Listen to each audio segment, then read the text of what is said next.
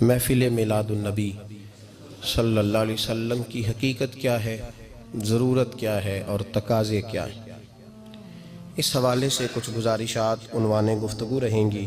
دعا ہے اللہ تبارک و تعالی اپنی ناراضگی والے جملے سے محفوظ فرمائے، اپنی رضا والی بات کرنے کی توفیق عطا فرمائے۔ عزیز بھائیو، قرآن مجید فرقان حمید نے ارشاد فرمایا قل بفضل اللہ، اے محبوب آپ فرما دیں جب اللہ کا فضل ملے، وَبِرَحْمَتِهِ اور اس کی رحمت ملے، فَبِذَلِكَ فَلْيَفْرَحُوا تو انہیں چاہیے کہ خوشی کا اظہار کریں۔ سورہ یونس کی آیت نمبر 58 ہے۔ جب اللہ کا فضل اور اس کی رحمت ملے تو خوشی کا اظہار کرو، خوشی کا۔ اسلام مسرتوں کا دین ہے، خوشیوں کا دین ہے۔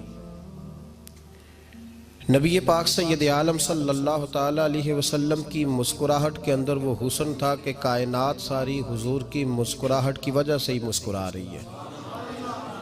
حضرت جریر ابن عبداللہ رضی اللہ تعالیٰ عنہ حضور کے صحابی ہیں، وہ فرماتے ہیں کہ جب حضور مدینہ طیبہ تشریف لائے تو میں ملاقات کے لیے حاضر ہوا۔ پہلے دن میں حضور سے ملا تو نبی پاک مسکرا رہے تھے۔ پھر 10 سال میں حضور کو دیکھتا رہا، اور حضور کے وصال سے چند دن پہلے میری جو آخری ملاقات ہوئی تو اس میں بھی میں نے اپنے نبی کو مسکراتے ہی دیکھا ہے۔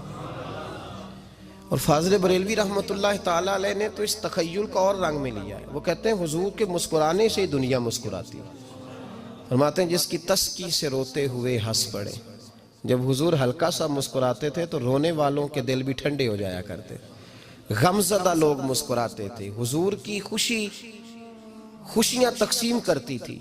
نبی پاک صلی اللہ علیہ وسلم کا مسکرانا امت کے دلوں کو ٹھنڈا کرتا تھا۔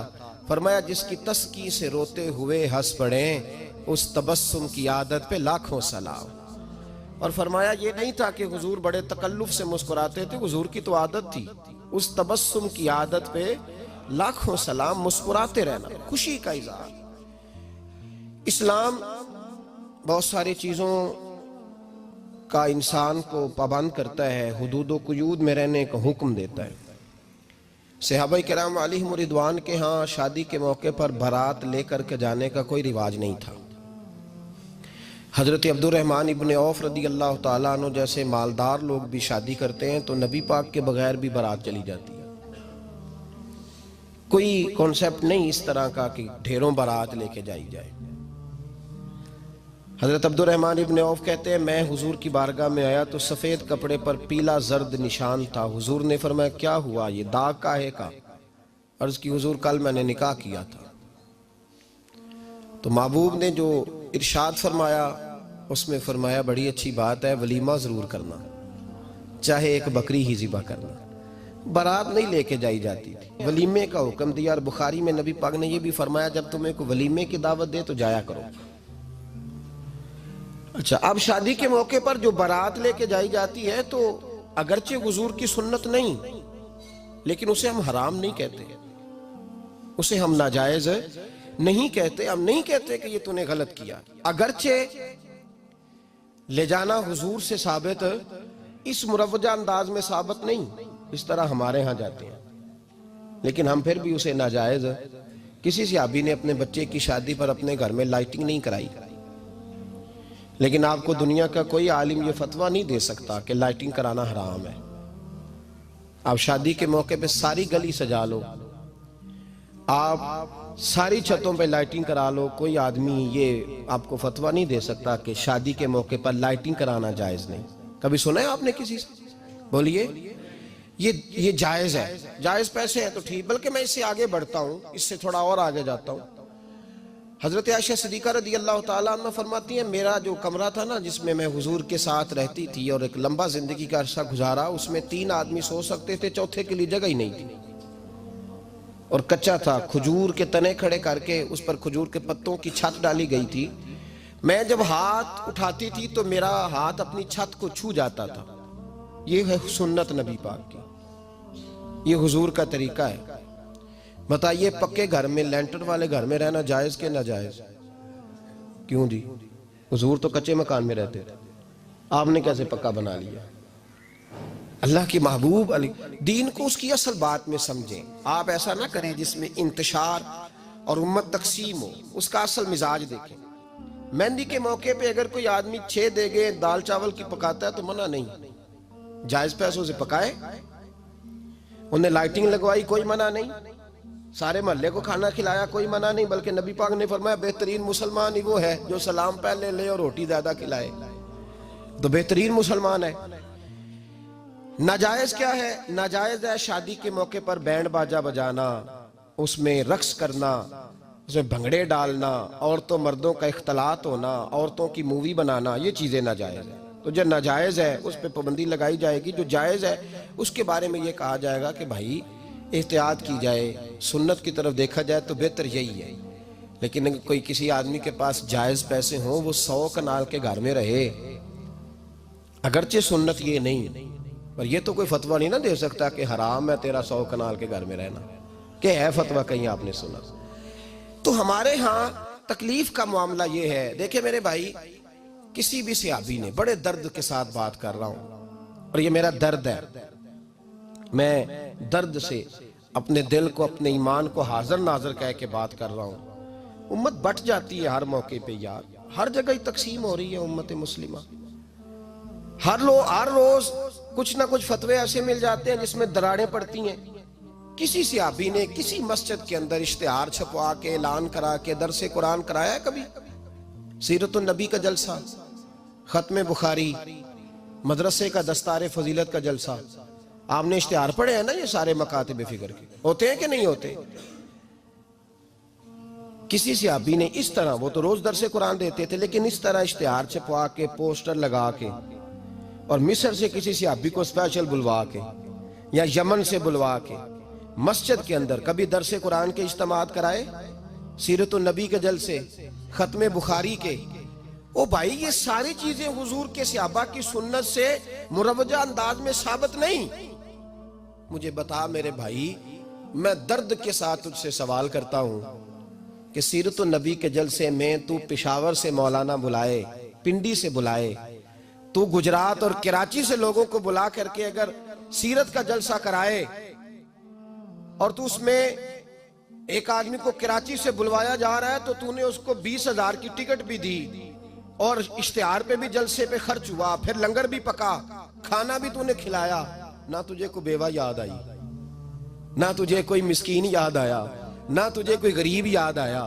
حالانکہ کہنا چاہیے تھا نا یہ جو ₹1,00,000 لگ رہا ہے کسی بیوہ کی خدمت کر دینی چاہیے، یتیم کو دے دینا چاہیے. درد کے ساتھ بات کر. سوال میرا یہ ہے کہ وہی کام جو سیرت کے جلسے میں ہوتے ہیں، پہلے تلاوت ہوتی ہے، پھر نعت ہوتی ہے، پھر کسی عالم کا بیان ہوتا ہے، وہی کام صرف نام بدل کے کیا جائے، عید میلاد النبی نام رکھا جائے صلی اللہ علیہ وسلم. یہ میں آپ کے ذہنوں پہ دستک دے رہا ہوں، تقریر نہیں کر رہا، صرف دستک دے رہا. او بھائی دیکھو، ایک آدمی وہی کام نام بدل کے کرے تو جائز ہے، اور اگر اس میں نبی پاک کے میلاد کا نام رکھ لیا جائے یا نعت کا نام رکھ لیا جائے تو پھر مجھے اجازت دے میں تجھ سے سوال کروں کہ صرف تجھے حضور کی تعریف پوری لگتی ہے؟ پھر مجھے اجازت دے کہ میں تجھ سے پوچھوں کہ صرف تجھے نعت اچھی نہیں لگتی؟ پھر مجھے اجازت دے کہ میں تجھ سے پوچھوں کہ تجھے صرف رسول اللہ کے قصیدے اچھے نہیں لگتے؟ دے مجھے اجازت کہ میں تجھ سے سوال کروں کہ جہاں ذکر رسول کی بات آئے وہاں تو پریشان کیوں ہوتا ہے؟ تجھے پتہ ہی نہیں یہ تو وہ ذکر ہے کہ رب فرماتا ہے تم بیان کرو نہ کرو وَرَفَعْنَا لَكَ ذِكْرَكَ، محبوب میں نے خود تیرے چرچے ساری دنیا میں بلند فرما دیے. اور نبی پاک نے پوچھا حضرت جبریل سے کہ چل جبریل تو بتا میری امت کو پتہ چلے رب نے میرا ذکر کیسے بلند کیا ہے. تو جناب جبریل کہنے لگے محبوبہ رب فرماتا ہے میرے نبی سے کہہ دے جہاں جہاں تیرے رب کا ذکر ہوگا وہاں وہاں تیرا بھی ذکر ہوتا رہے گا. یہ تو محتاج ہی نہیں کسی کا. اتنی جلدی لوگ بپھرتے ہیں. اللہ فرماتا ہے قل بفضل اللہ وبرحمتہ فبذلک فلیفرحوا. محبوب ان سے کہہ دو جب اللہ کا فضل ملے، جب اللہ کی رحمت ملے تو خوشی مناؤ. تیرا نہیں مجھے پتا، مجھے تیرا نہیں پتا، لیکن مجھ سے اگر تو پوچھے تو کائنات میں رب کا سب سے بڑا فضل بھی محمد مصطفیٰ ہی ہے، اور سب سے بڑی رحمت بھی محمد مصطفیٰ ہی ہے. وہ دو عالم کی رحمت تھے، وہ جہاں چاہتے وہیں رہتے، یہ تو ان کی مہربانی ہے کہ یہ عالم پسند آیا۔ رب کریم نے تجھے آنکھ دی، دنیا دیکھی تو نے، رب کریم نے تجھے قوت دی، تو نے دنیا گھومی، اور پھر رب نے تجھے بیٹے دیے تو میٹھا میوہ، اور بیٹیاں دی تو تیرے لیے باعث کرم، تیری چھاتی پہ بچے چڑھے تو تو نے کہا سب سے بڑی نعمت یہی ہے۔ کہ مالک کہتا ہے تو میرا بندہ تھا، میں نے دینا ہی تھا، تو نے دیا، احسان نہیں جتلایا، لیکن جب اپنا نبی دیا تو کہا میں نے بڑا احسان کیا تم پہ۔ لَقَدْ مَنَّ اللَّهُ عَلَى الْمُؤْمِنِينَ إِذْ بَعَثَ فِيهِمْ رَسُولًا، میں نے تم پر احسان کیا ہے۔ کون دیتا ہے کسی کو محبوب اپنا؟ نہ جانے رب نے یہ کیسے گوارا کیا۔ لَقَدْ مَنَّ اللَّهُ عَلَى الْمُؤْمِنِينَ إِذْ بَعَثَ فِيهِمْ رَسُولًا، اتنا بڑا فضل، اتنا بڑا فضل، فضل بھی حضور۔ اور جب بات رحمت کی آئی تو فرمایا مومنوں صرف تمہیں ہی نہیں، عیسائیوں، یہودیوں، سکھوں، دنیا میں جتنی مخلوق ہے، حتیٰ کہ جانور بھی، حتیٰ کہ چونٹیاں، نباتات، جمادات، ہر چیز، یا اللہ تو نے کیا دیا؟ فرمایا وما ارسلناک الا رحمتا للعالمین، میں جس کا رب ہوں ان سب کے لیے میں نے اپنے نبی کو رحمت بنا کے بھیج دیا ہے۔ بیٹے کے آنے پہ تو مٹھائی بانٹتا ہے، میلاد والے دن تو لائٹیں بند کر لیتا ہے، بیٹے کے آنے پر تو حلوائی بٹھاتا ہے، اور نبی پاک کے نام کی لائٹیں لگی ہوں تو پریشان ہوتا ہے۔ ہم سے کبھی پوچھ تجھے بتائیں، بس نہیں چلتا، ورنہ تاڑے توڑ کے چھتوں پہ لگا دیں۔ بس نہیں چلتا، فرشتوں کو بھی کہیں آؤ ہمارے ساتھ شامل ہو جاؤ، آمد مصطفیٰ مرحبا مرحبا کا نعرہ لگانا ہے، ہمارا بس نہیں چلتا، ورنہ دنیا کی ساری نعمتیں بچھا دیں اور لوگوں کو بتلائیں کہ اصل تو خوشی منانے کا دن ہی آج ہے، جب اللہ نے ہمیں اپنا پیارا رسول عطا فرمایا ہے۔ اور ہمارے امام، تو کہتا ہے میلاد نہ کر، ہمارے امام نے تو کہا حشر تک ڈالیں گے ہم، حشر تک، یہ 2-4 دن کا تو پروگرام ہی نہیں ہمارا، حشر تک ڈالیں گے ہم پیدائش مولا کی دھوم، اور مثل فارس نجد کے کلے گراتے جائیں گے، خاک ہو جائیں عدو جل کر مگر ہم تو رضا، دم میں جب تک دم ہے ذکر ان کا سناتے جائیں گے۔ ہمارا تو 1-2 دن کا پروگرام ہی نہیں۔ اور پھر سنو کتنی بڑی نعمت ہے۔ حضرت عباس سے کسی نے کہا تھا اللہ کی سب سے بڑی نعمت، تو بخاری اٹھانا، فرمانے لگے محمد نعمت اللہ، بخاری ہے بخاری، فرمایا محمد اللہ کی سب سے بڑی نعمت ہے، صلی اللہ